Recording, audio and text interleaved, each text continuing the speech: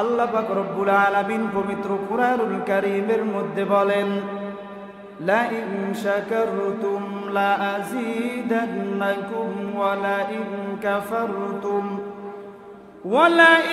কাফারতুম ইন্না আযাবি লাশাদীদ।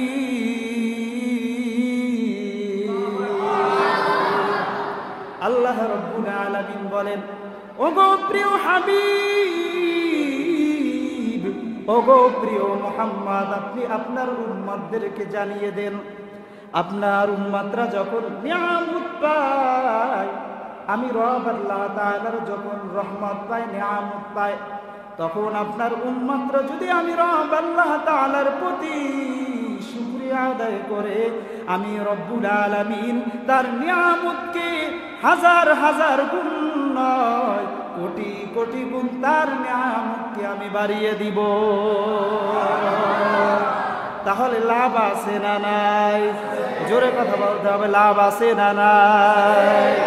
তার পাশাপাশি জানিয়ে দেওয়া হয়, ও নবী আরেকটা সতর্ক বাণী শুনিয়ে দেন, যেই বান্দাগুলো আমি রব আল্লাহ তাআলার নিয়ামত পাইল, আমি রব আল্লাহ তাআলার রহমত পাইল, অথচ আমি রব আল্লাহ তাআলার নিয়ামতের শুকরিয়া আদায় করলো না, আমার আল্লাহ তাআলার রহমতের শুকরিয়া আদায় করলো না, সে আদায় না করার কারণে তার নিয়ামতকে আমি রব আল্লাহ তাআলা ছিনাইয়া নিয়ে যাব।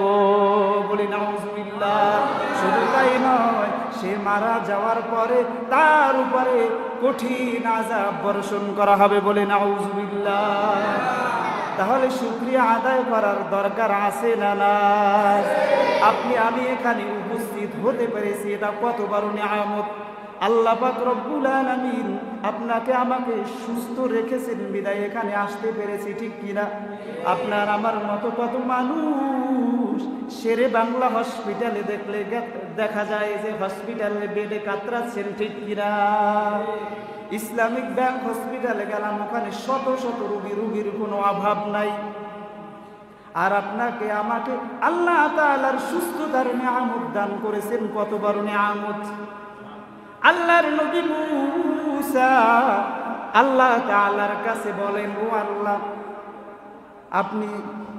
ও আল্লাহ, আপনার কাছে আমি একটি প্রশ্ন করতে চাই। কেমন প্রশ্ন?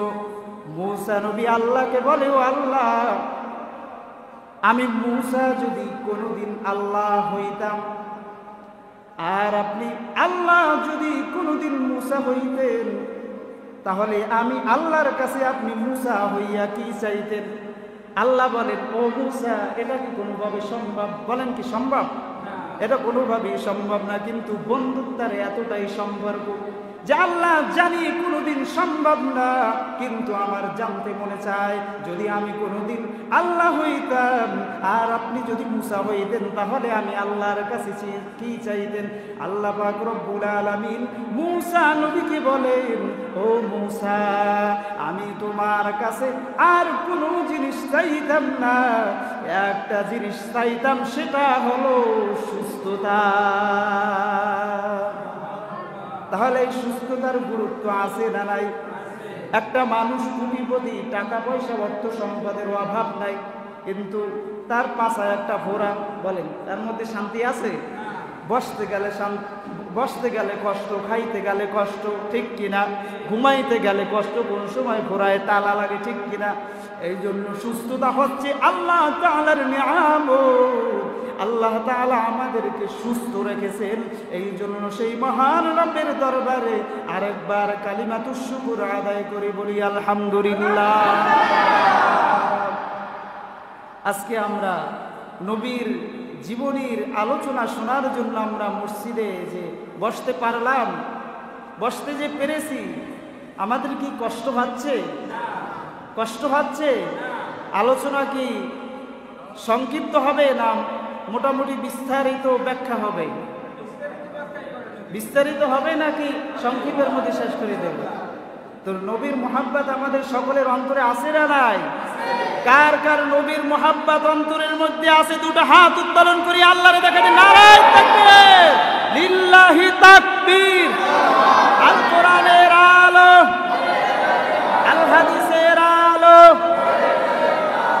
আমরা এবার হৃদয় থেকে আমরা একটি সঙ্গীত গাই। ও গো কামলিওয়ালা তুমি মদিনাওয়ালা, ও গো কামলিওয়ালা, নবীর মুহাব্বত অন্তরে রেখে আমরা সকলেই গাই। ও গো কামলিওয়ালা তুমি মদিনাওয়ালা, ও গো কামলিওয়ালা তুমি মদিনাওয়ালা। যাদের মুখ নড়ে না বুঝবো নবীর মুহাব্বত মনে হয় অন্তরের মধ্যে নাই। এটা ধরে নেব। সবার মুহাব্বত আছে তো? তাহলে সবাই একসাথে ও গো কামলিওয়ালা তুমি মদিনাওয়ালা, ও গো কামলিওয়ালা তুমি মদিনাওয়ালা। তোমারি জন্যে জগৎ উজালা, কামলিওয়ালা তুমি মদিনাওয়ালা, ও গো কামলিওয়ালা তুমি মদিনাওয়ালা। তুমি প্রাণের নবী তুমি ধ্যানের ছবি, তুমি প্রাণের নবী তুমি ধ্যানের ছবি, তুমি যে নূরে মুজাসসাম সাল্লাল্লাহু আলা কামলিওয়ালা তুমি মদিনাওয়ালা, ও গো কামলিওয়ালা তুমি মদিনাওয়ালা। তোমারি জন্যে জগৎ উজালা, কামলিওয়ালা তুমি মদিনাওয়ালা, ও গো কামলিওয়ালা মদিনাওয়ালা। তুমি নয়নের তারা তুমি হৃদয়ের সারা, তুমি নয়নের তারা তুমি হৃদয়ের সারা। সবাই তুমি নয়নের তারা তুমি হৃদয়ের সারা, স্বপ্নে দেখা দাও নূরেওয়ালা, কামলিওয়ালা তুমি মদিনাওয়ালা, ও গো কামলিওয়ালা তুমি মদিনাওয়ালা। চিল্লাই বলি আল্লাহু আকবার। নবীর নাত গাইতে ভালো লাগলো নাকি কষ্ট হয়েছে? কার কার ভালো লেগেছে দুইটা হাত উত্তোলন করি আল্লাহর জায়গায় নারায়ে তাকবীর। আল্লাহ তাআলা আমাদেরকে কবুল করুন, সবাই বলি আমিন। আল্লাহর প্রিয় নবী রহমাতুল লিল আলামিন পৃথিবীতে রহমত নিয়ে আগমন করেছেন। আল্লাহ পাক রব্বুল আলামিন পবিত্র কুরআনুল কারীমের মধ্যে জানিয়ে দেন, সবাই বলি ওয়ামা আরসালনাকা ইল্লা রাহমাতাল লিল আলামিন। বলি আল্লাহু আকবার। আল্লাহ পাক রব্বুল আলামিন বলেন, হে নবী আপনাকে সারা বিশ্ববাসীর জন্য রহমত হিসাবে প্রেরণ করেছি। বলেন সুবহানাল্লাহ। শুধু মানব জাতির জন্য রহমত নয়, শুধু দানব জাতির জন্য রহমত নয়, শুধু জিন জাতির জন্য রহমত নয়, নির্দিষ্ট কোন জাতির জন্য আপনাকে রহমত বানাইয়া পাঠাই নাই, আপনাকে সারা বিশ্ববাসীর জন্য রহমত হিসাবে প্রেরণ করেছি। একটা পিপিলিকার জন্য রহমত, একটা গাছের জন্য রহমত, একটা সাপের জন্য রহমত। বলি সুবহানাল্লাহ। এজন্যই আল্লাহর নবী রহমাতুল লিল আলামিন তিনি যেই দিন এই দুনিয়ার জমিনে আগমন করেছেন, সোমবার দিন সুবহে সাদিকের সময় রবিউল আউয়াল মাসে আম্মা জান আমিনারে কোলকে যখন আলোকিত করলেন, আলোকিত করার সাথে সাথে আল্লাহ পাক রব্বুল আলামিনের প্রিয় ফেরেশতা জিবরাইল আলাইহিস সালাতু ওয়াস সালাম শিশু নবীকে নিয়া, বিশ্ব নবী রহমাতুল লিল আলামিনকে নিয়া পৃথিবীর পূর্ব প্রান্ত থেকে শুরু করে পশ্চিম প্রান্ত পর্যন্ত, উত্তর প্রান্ত থেকে শুরু করে দক্ষিণ প্রান্ত পর্যন্ত সারা পৃথিবীতে একটি রাউন্ড দিয়ে, একটি ঘুরি দিয়ে সকল কুল কায়নাতের সালাম গ্রহণ করাইয়া আবার আম্মা জান আমিনার কোলে দিয়ে গেছে। আম্মা জান আমিনা হঠাৎ আশ্চর্য হয়ে গেল, আমার সন্তান এখনই ভূমিষ্ঠ হলো, আমার সন্তান কোথায় চলে গেল। কিছুক্ষণ পরে তাকাইয়া দেখে এক ব্যক্তি শিশু নবীকে আম্মা জান আমিনার কোলে নিয়ে আসছেন। আম্মা জান আমিনা জিজ্ঞাসা করে, রে ভাই কে তুমি? আর আমার সন্তান তো মাত্র ভূমিষ্ঠ হলো, আর তুমি কোথায় নিয়ে গিয়েছিলা? আল্লাহর ফেরেশতা জিবরাইল ডাক দিয়া বললেন, আমি দুনিয়ার কোন মানুষ নয়, আমি হচ্ছি আল্লাহ তাআলার ফেরেশতা জিবরাইল। আপনার সন্তান দুনিয়ার কোনো সাধারণ মানুষ না। আপনার সন্তানের আগমনের কারণে সারা পৃথিবীতে যত কুল কায়নাত রয়েছে, সারা পৃথিবীতে যত প্রাণী রয়েছে, সকল প্রাণীগুলো আপনার সন্তানের আগমনে সকলে আনন্দিত, সকলে উচ্ছ্বাসিত। আপনার সন্তানের প্রতি সকলে সালাম জানিয়েছেন, আপনার সন্তানকে তারা সকলেই সালাম জানিয়েছেন। সারা পৃথিবীর সকল কুল কায়নাতের সালাম গ্রহণ করাইয়া আপনার সন্তান আপনার বুকের মালিক আপনার কাছে দিয়ে গেলাম। সবাই আবার বলি, ওয়ামা আরসালনাকা ইল্লা রাহমাতাল লিল আলামিন। তিনি কি নিয়ে আগমন করেছেন? রহমত নিয়ে আগমন করেছেন। আল্লাহর নবী, বিশ্ব নবী রহমাতুল লিল আলামিন রবিউল আউয়াল মাসের সোমবার দিন সুবহে সাদিকের সময় দুনিয়াতে আগমন। আবার কোন এক রবিউল আউয়াল মাসে সোমবার দিন দুনিয়া থেকে চির বিদায় নিয়ে চলে গেছেন। মাঝখানে 63 বছর। কয় বছর? সবাই কথা বলতে হবে, কয় বছর? 63 বছর। এক রবিউল আউয়ালে আগমন, আর এক রবিউল আউয়ালে বিদায়, ঠিক কিনা? নবীর যেটা আগমন সেটাকে বলা হয় মিলাদুন নবী। সেটাকে কি বলা হয়? মিলাদুন নবী। আর নবী যে বিদায় হয়ে গেছে সেটাকে বলা হয় উফাতুন নবী। সেটাকে কি বলা হয়? উফাতুন নবী। আর সিরাতুন নবী কোনটাকে বলা হয়? নবীজির জন্ম থেকে শুরু করে নবীজির মৃত্যু পর্যন্ত যা কিছু ঘটেছিল, নবীজির জীবন বৃত্তান্ত পুরাটাই হলো সিরাতুন নবী। আজকে বাংলার জমিনে মিলাদুন নবী, সিরাতুন নবী নিয়ে মারামারি কিলাকিলি আছে না নাই? একজন আরেকজনকে কাফের ফতোয়া দেয়, আছে না নাই? সাধারণভাবে আমি যদি উদাহরণ দেই, আমার বাড়ি হলো বরগুনা জেলা, বামনা থানায়, বাটাজোর গ্রাম, ঠিক আছে? আমার বাড়ি কোথায়? বরগুনা জেলা, বামনা থানা, বাটাজোর গ্রাম, বুকবনি ইউনিয়ন। এখন কেউ যদি জিজ্ঞাসা করে যে আপনার বাড়ি কোন জায়গায়, আমি যদি বলি আমার বাড়ি বামনা, তাহলে সেই বামনার মধ্যে বাটাজোর আছে না নাই? বুকবনি আছে না নাই? এরপরে আমার যদি কেউ জিজ্ঞাসা করে, আমি যদি বলি, যদি জিজ্ঞেস করে যে হুজুর আপনার বাড়ি কোন জায়গায়, আমি যদি বলি বরগুনা, তাহলে সেই বরগুনার মধ্যে বাটাজোর আছে না নাই? বামনা আছে না নাই? বুকাবনি আছে না নাই? এরপরে আসেন বিভাগের কথা যদি জিজ্ঞাসা করা হয়, যদি জিজ্ঞেস করা হয় যে হুজুর আপনার বাড়ি কোন জায়গায়, ধরেন ঢাকাতেই গেছি, যদি বলি বরিশাল, তাহলে কি মিথ্যা হবে? ভুল হবে? সেই বরিশালের মধ্যে বরগুনা জেলা আছে না নাই?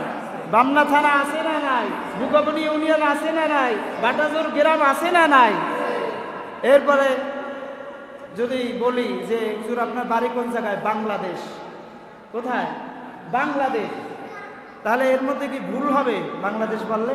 সে বাংলাদেশের মধ্যে বরিশাল আছে না নাই, বরগুনা আছে না নাই, বামনা থানা আছে না নাই, বুকাবনিয়া আছে না নাই, বাটাতর গ্রাম আছে না নাই। অর্থাৎ সিরাতুল নবী এমন একটা শব্দ, যেই শব্দটা বলার মাধ্যমে নবীজির জন্ম থেকে শুরু করে নবীজির কি বলে ওফাতুল নবী, নবীজির মৃত্যু পর্যন্ত টোটাল জিন্দেগিটাকেই বলা হয় সিরাতুল নবী। কি বলা হয়? সিরাতুল নবী। তাহলে কি মিলাদুল নবী হবে নাকি সিরাতুল নবী? মিলাদ মানে হচ্ছে নবীজির জন্ম। তাহলে শুধু নবীজির জন্ম নিয়ে পড়ে থাকলে কাজ হবে? নবীজির জন্ম থেকে শুরু করে নবীজির মৃত্যু পর্যন্ত টোটাল 63 বছরের জিন্দেগিটাই আমাদের জন্য আদর্শ। বলুন ঠিক কিনা? কেমন আদর্শ? আল্লাহ পাক রব্বুল আলামিন পবিত্র কুরআনুল কারীমের মধ্যে বলেন, লাকাদ কানা লাকুম ফি রাসূলিল্লাহি উসওয়াতুন হাসানাহ। আল্লাহ পাক রব্বুল আলামিন দুনিয়ার মানুষদেরকে জানিয়ে দেন, ও দুনিয়ার মানুষ, তোমাদের মধ্য হতে আমার নবীর মধ্যে রয়েছে উত্তম আদর্শ।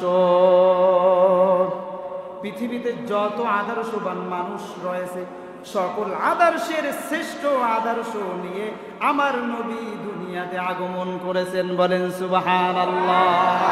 পৃথিবীতে কত আদর্শ দেখলাম, লেনিনের আদর্শ আছে না নাই? এই যে আমরা যে গণতন্ত্র মানি, এটা কার আদর্শ? কথা বলে না, এটা কার আদর্শ? গণতন্ত্র এটা কার আদর্শ? কথা বলে না, এটা কার আদর্শ? মানুষের আদর্শ না? সে মানুষের নাম কি? আমরা যে গণতন্ত্র মানি, আব্রাহাম লিঙ্কনের আদর্শ, এই নামটা কেউ বলতে পারলেন না। এত আমরা গণতন্ত্র কত কিছু বলি, এই যে কে উদ্যোক্তা? কার আদর্শ? কার আদর্শ? এই মাত্র বললাম কার আদর্শ? আব্রাহাম লিঙ্কনের আদর্শ। আব্রাহাম লিঙ্কনের আদর্শ, লেনিনের আদর্শ, বঙ্গবন্ধুর আদর্শ, জিয়ার আদর্শ, কত আদর্শ আছে। চিল্লায় বলুন ঠিক কিনা? এমন কোনো মানুষও নাই যার জীবনের শুরু থেকে শেষ পর্যন্ত টোটাল জিন্দেগিটাই আদর্শ, এরকমের কোন মানুষ নাই। আছে? একদিকে দেখা যায় যে আদর্শ ভালো আছে, আর একদিকে খারাপ, ঠিক কিনা? রবীন্দ্রনাথ ভালো কবি, কিন্তু তার একদিকে ভালো আর একদিকে খারাপ, আছে না নাই? এবার আব্রাহাম লিঙ্কন, সে দেখা যায় একটা আদর্শ দেখাইলো, কিন্তু তার টোটাল জিন্দেগিটা আদর্শ কি? নাপাক। পৃথিবীতে যত আদর্শ আছে, সব আদর্শগুলো হচ্ছে নাপাক। একমাত্র মদিনাওয়ালা নবীর আদর্শই হচ্ছে পাক। বলে সুবহানাল্লাহ। আল্লাহর প্রিয় নবী রহমাতুল লিল আলামিন, তিনি দুনিয়াতে রহমত নিয়ে আগমন করেছেন। এমন একটি সময় তিনি দুনিয়াতে আগমন করেছেন, যেই সময় সারা পৃথিবীর সকল মানুষগুলো শিরক কাজের মধ্যে নিমজ্জিত ছিল। সারা পৃথিবীর সকল মানুষগুলো পাপাচারের মধ্যে নিমজ্জিত ছিল। সারা পৃথিবীর সকল মানুষগুলো অগ্নি পূজা আরম্ভ করে দিল। আল্লাহ পাক রব্বুল আলামিনের দাসত্বকে তারা অমান্য করা আরম্ভ করে দিল। এমন একটি সময়, যেই সময় আরবের মানুষগুলোর চরিত্র এতটাই খারাপ হয়ে গেল, একটা কুকুরের মধ্যে যেই স্বভাব নাই, সেই স্বভাব আরবদের মানুষদের মধ্যে দেখা গেল।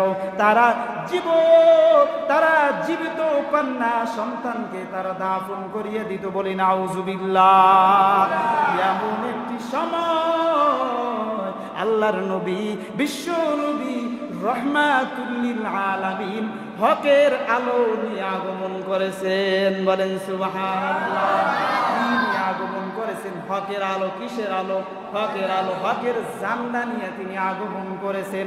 এজন্যই আল্লাহর নবী রহমাতুল লিল আলামিন তিনি যেই দিন এই দুনিয়ার বুকে আগমন করেছেন, সারা পৃথিবীতে যত বাতিল শক্তিগুলো ছিল, সকল বাতিল শক্তিগুলোর আস্থানায় ভূমিকম্প শুরু হয়ে গেছে। থর থর করে কেঁপে উঠছে। কিসের কারণে? আল্লাহর রাসূলের আগমনের কারণে।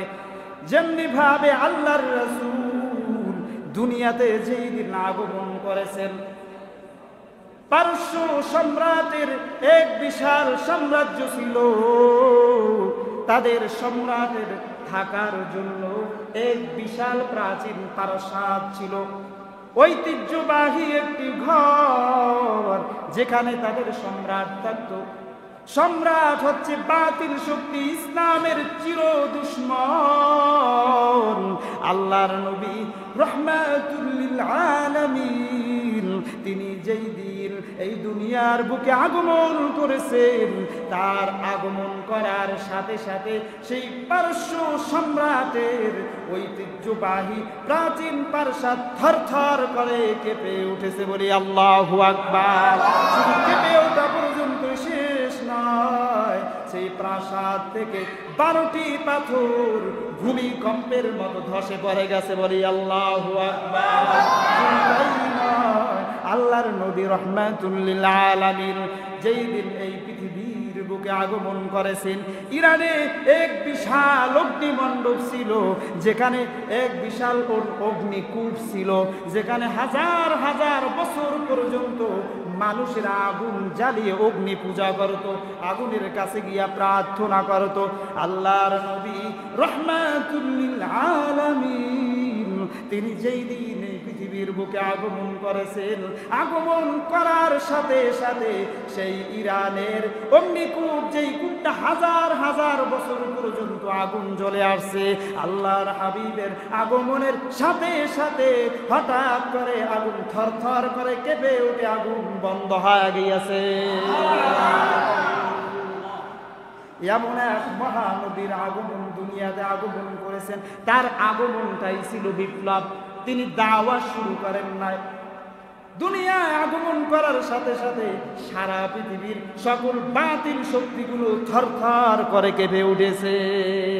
এজন্যই আল্লাহ পাক রব্বুল আলামিন পবিত্র কুরআনুল কারীমের মধ্যে বলেন, জাআল হাক্কু ওয়া যাহাকাল বাতিল ইন্নাল বাতিলা কানা যাহুকা। বলি আল্লাহু আকবার। হকের সামনে বাতিলের সামনে যখন হক আগমন করে, তখন বাতিল শক্তিগুলো থরথর করে কাঁপা আরম্ভ করে দেয়, বাতিল শক্তিগুলো অপসৃত হয়ে যায়। যেমনি ভাবে উদাহরণ দিলে বুঝবেন, সকালবেলা যখন পূর্ব দিক থেকে সূর্য উদিত হয়, ঘরের কোণ থেকেও অন্ধকার পালিয়ে যেতে বাধ্য হয়, ঠিক কিনা? সূর্যের আলোতে, ঠিক কিনা? হক যখন আগমন করে, যেমনি ভাবে অন্ধকার আলোর সামনে অপসৃত হয়ে যায়, পালিয়ে যেতে বাধ্য হয়, ঠিক তেমনি ভাবে হকের ঝান্ডা হক নিয়ে যখন আগমন করে, তখন বাতিল শক্তিগুলো অপসৃত হয়ে যায়, মোমের মতো গলে যায়। যেমনি ভাবে আপনি বুঝবেন, বাংলার জমিনে আমরা ইসলাম পেয়েছি কাদের মাধ্যমে? আল্লাহ ওয়ালা, আল্লাহর ওলিদের মাধ্যমে, ঠিক কিনা? শাহজালাল রহমাতুল্লাহি আলাইহি এই জমিনে ইসলাম প্রচার করার জন্য এসেছেন। 360 আউলিয়া নিয়া সিলেটে আগমন করেছেন।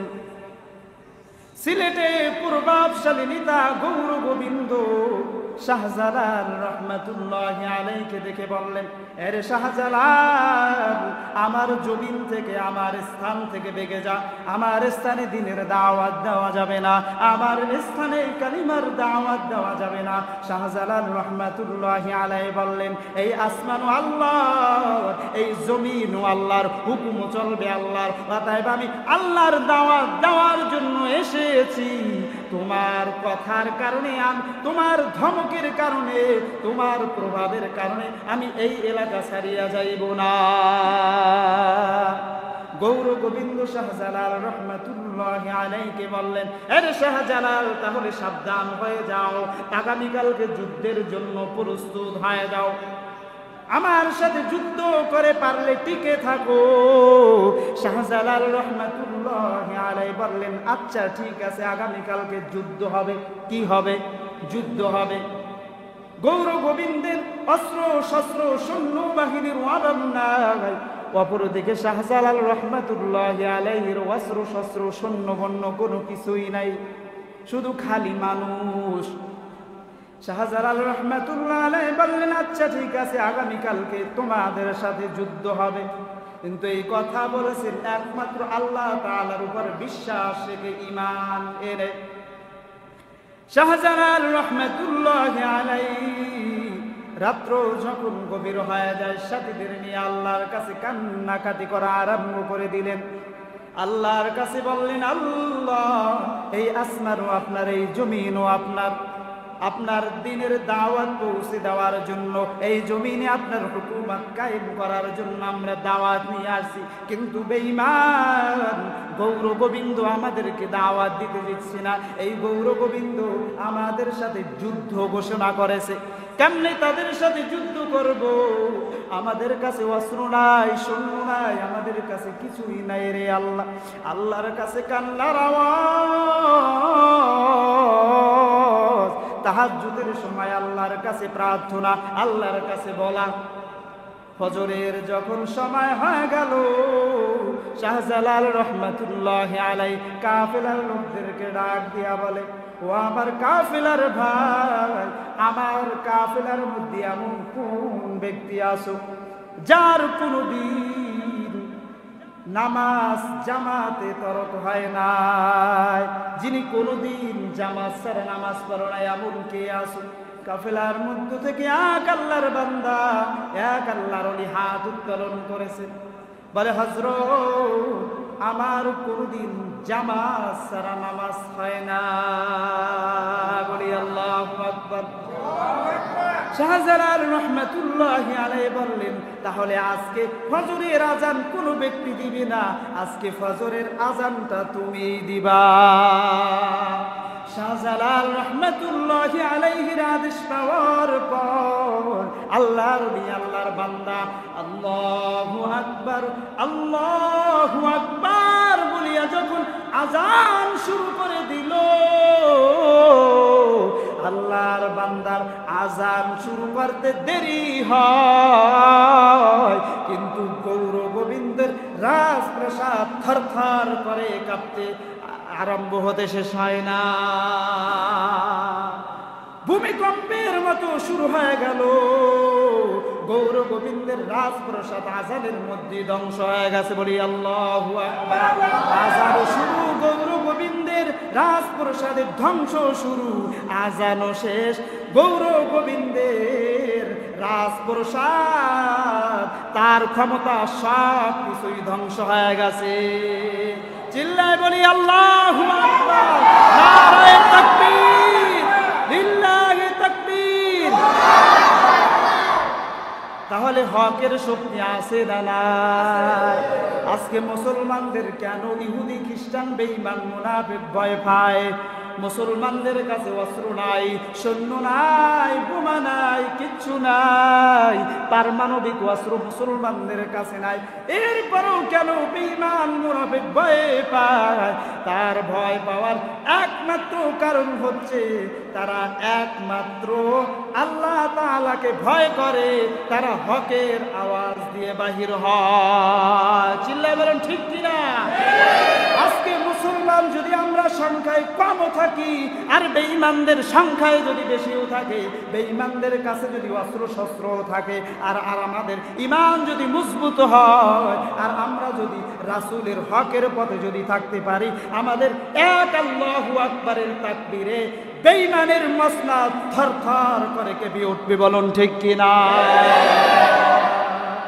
তাহলে মুসলমানরা কোন পথে চলবে? হকের পথে নাকি বাতিলের পক্ষে? কথা বলেন, হকের পক্ষে নাকি বাতিলের পক্ষে?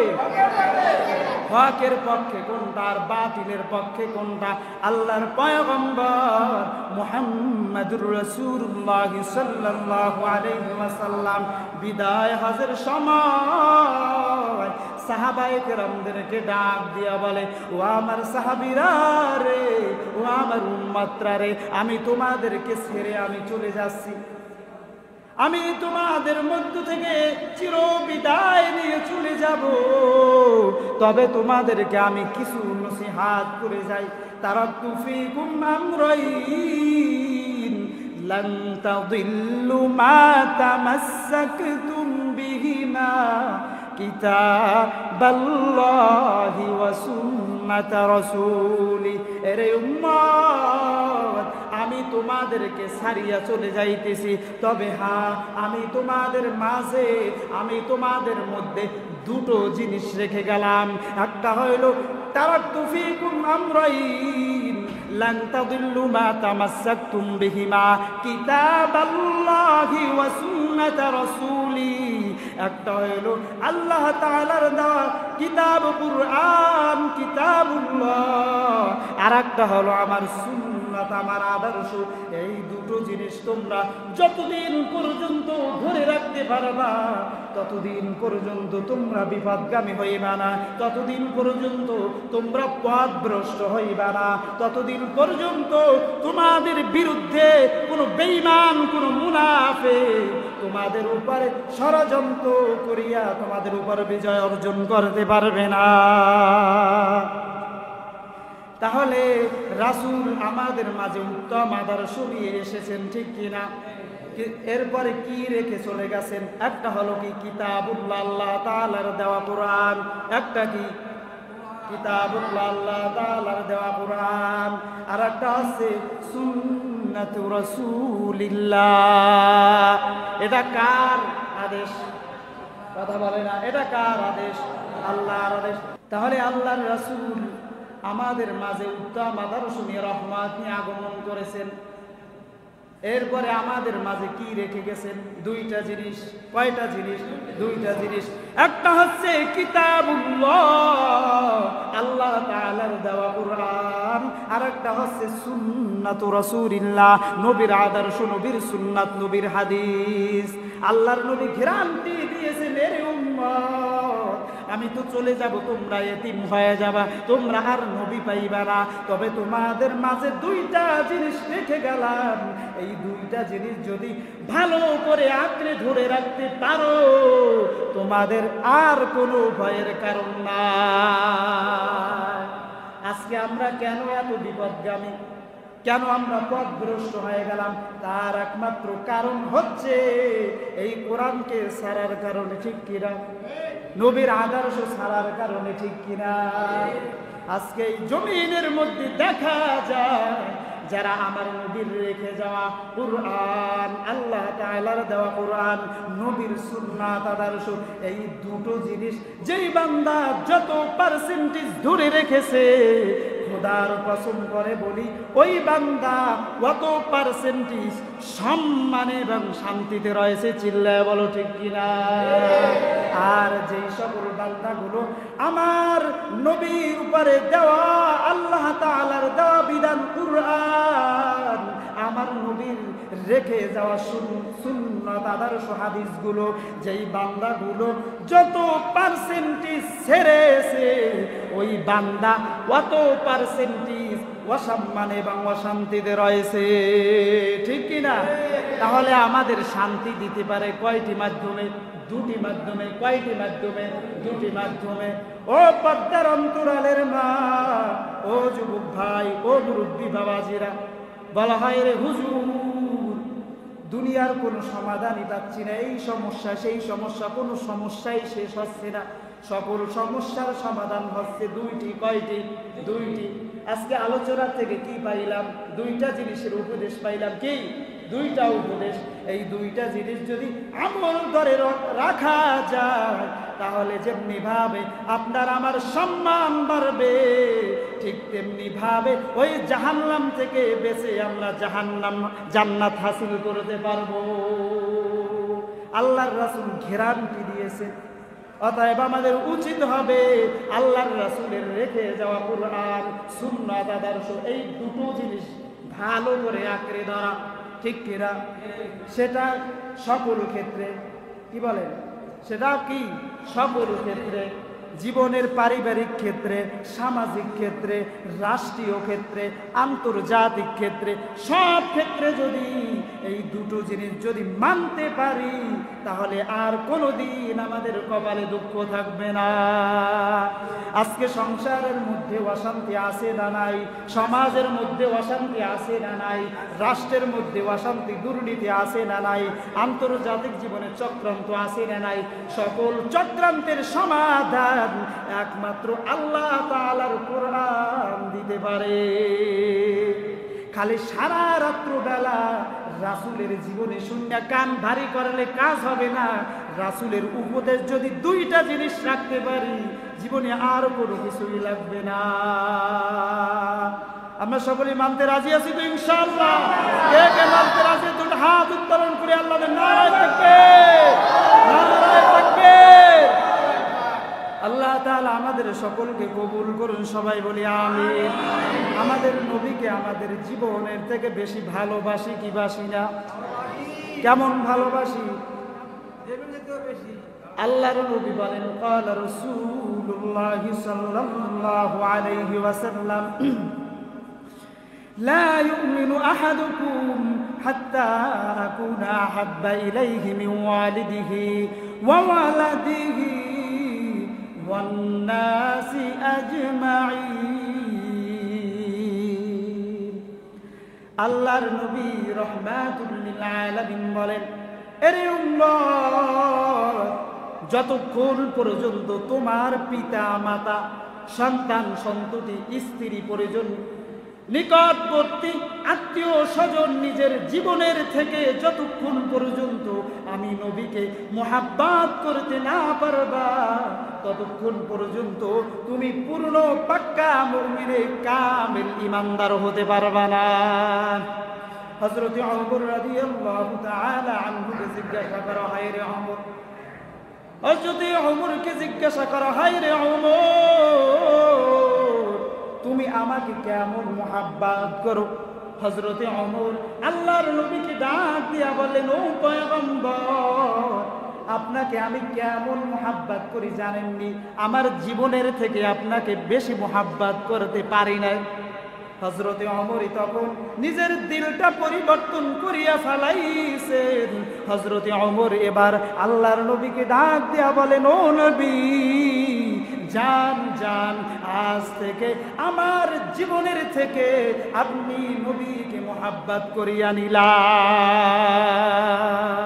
আল্লাহর নবী বলেন, তাহলে আজ থেকে তুমি পাক্কা মুমিনে কামিল ঈমানদার হয়ে গেলা। একমাত্র নবীর মুহাব্বত, নবীর ভালোবাসা, আল্লাহর ভয় থাকার কারণে এই ওমরের মর্যাদা কেমন বেড়ে গেছে। আমার নবী বলেন, আনা খাতামুন নাবিয়্যিন লা নাবিয়্যা বাদি, আমি শেষ নবী, আমার পরে কোনো নবী আসবে না, আমাদের নবীর পরে আর কোন নবী আসবে না। আল্লাহর নবী বলেন, লাউ কানা নাবিয়্যান ওয়া লাউ কানা ওমর, আমার পরে যদি কোনো নবী আসতো তাহলে আল্লাহ তাআলা ওমরকে নবী হিসাবে ঘোষণা করিয়া দিত। যে ওমর ছিল একজন জাহান্নামের আসামি, যে ওমর নবীকে জবাই দেওয়ার জন্য, পাল্লা নেওয়ার জন্য আসছিল, ঠিক কিনা? সেই নবীর মুহাব্বত পাইয়া, নবীর সোহবত পাইয়া, আল্লাহর ভয় অন্তরের মধ্যে পয়দা করার কারণে এমন সম্মান বেড়ে গেছে। আল্লাহর নবী বলেন, আমার পরে যদি কোনো নবী হইতো তাহলে ওমর নবী হয়ে যাইতো। ওমরের মধ্যে আল্লাহর ভয় ছিল, তাকওয়া ছিল। কেমন তাকওয়া ছিল? ওমর যখন শাসিত সরকার ছিল, ওমর যখন ওয়াদ্দুজাহানের বাদশা ছিল, ওয়াদ্দুজাহানের যখন খলিফা ছিল, তখন হযরতে ওমর বাসি রুটি জাইতুন গাছের ছাল দিয়া খেতে খেতে শরীরের সাদা চামড়াগুলো কালো হয়ে গেছে, শরীরটা শুকিয়ে গেছে, গালটা শুকিয়ে গেছে, ঠিক কিনা? মানুষের শরীর স্বাস্থ্য ভালো থাকে কিসের কারণে? খাবারের মাধ্যমে, ঠিক কিনা? হযরতে ওমর বাসি রুটি জাইতুন গাছের ছাল দিয়া খেতে খেতে সুন্দর চেহারা কালো হয়ে গেছে, সুন্দর স্বাস্থ্যবান চেহারা শুকিয়ে গেছে। দরবারের লোকজন নাক দিয়া বলেন, আমিরুল মুমিনিন,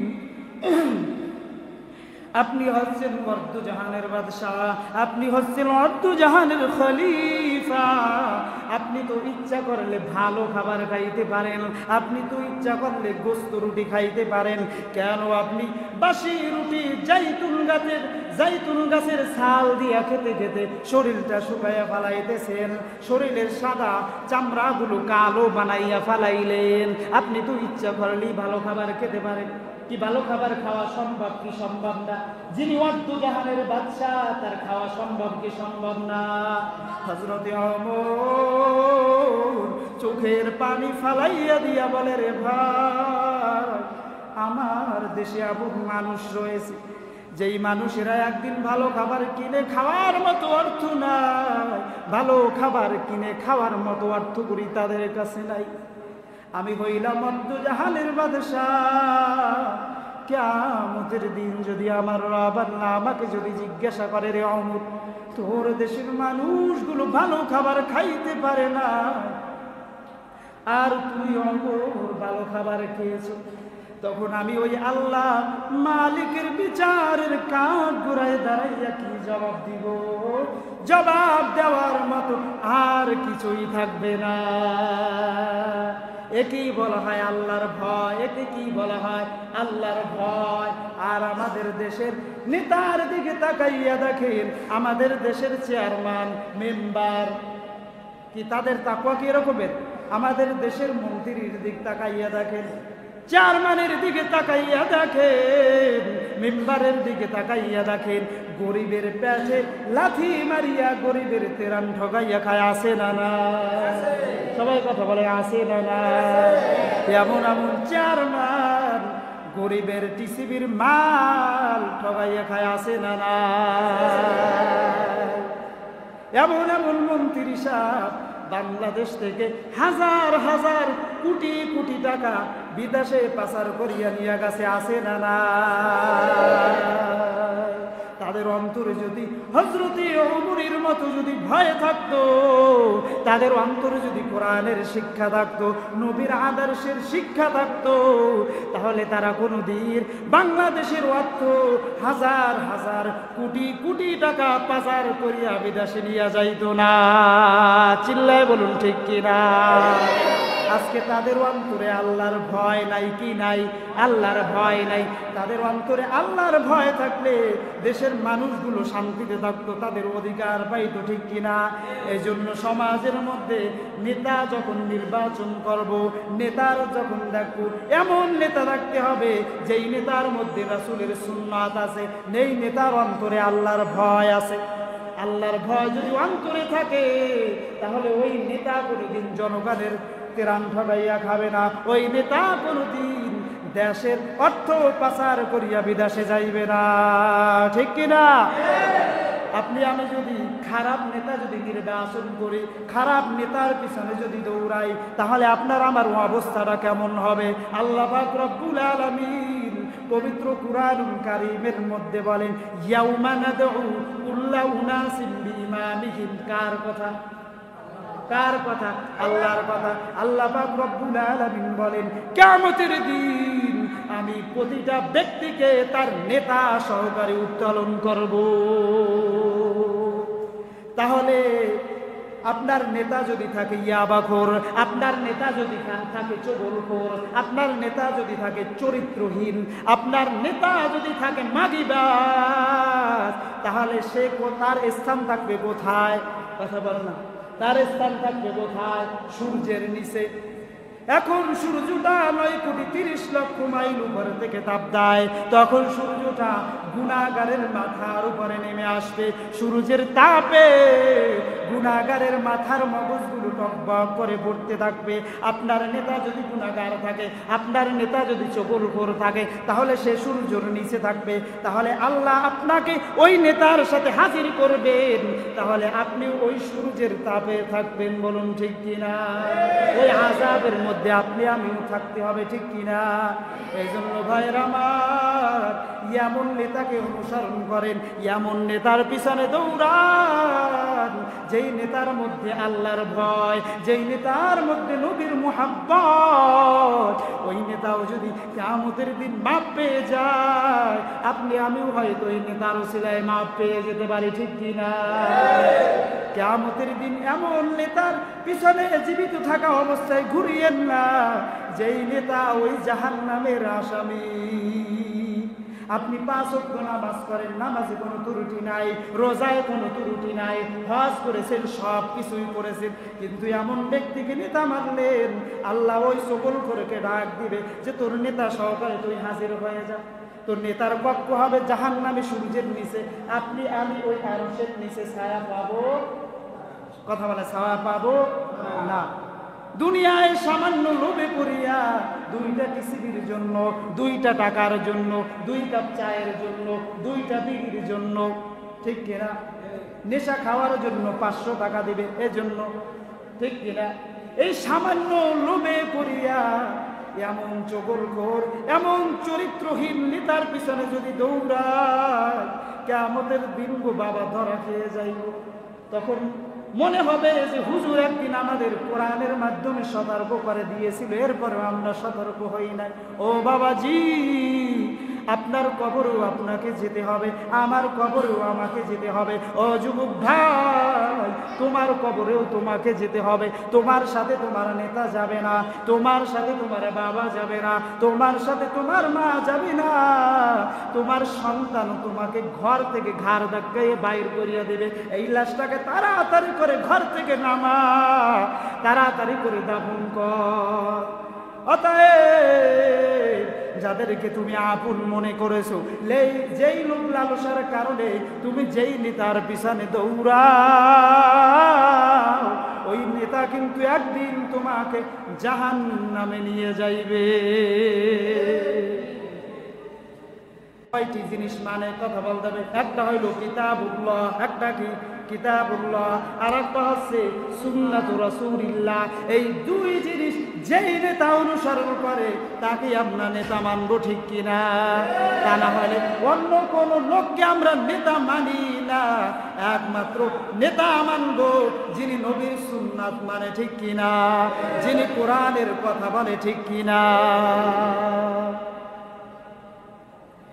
আল্লাহর নবী, বিশ্ব নবী, রহমাতুল লিল আলামিন, তিনি দুনিয়াতে রহমত নিয়ে আগমন করেছেন, বরকত নিয়ে আগমন করেছেন।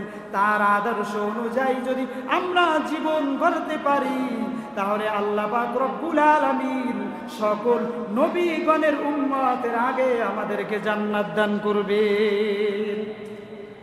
আমাদের মর্যাদা কেমন?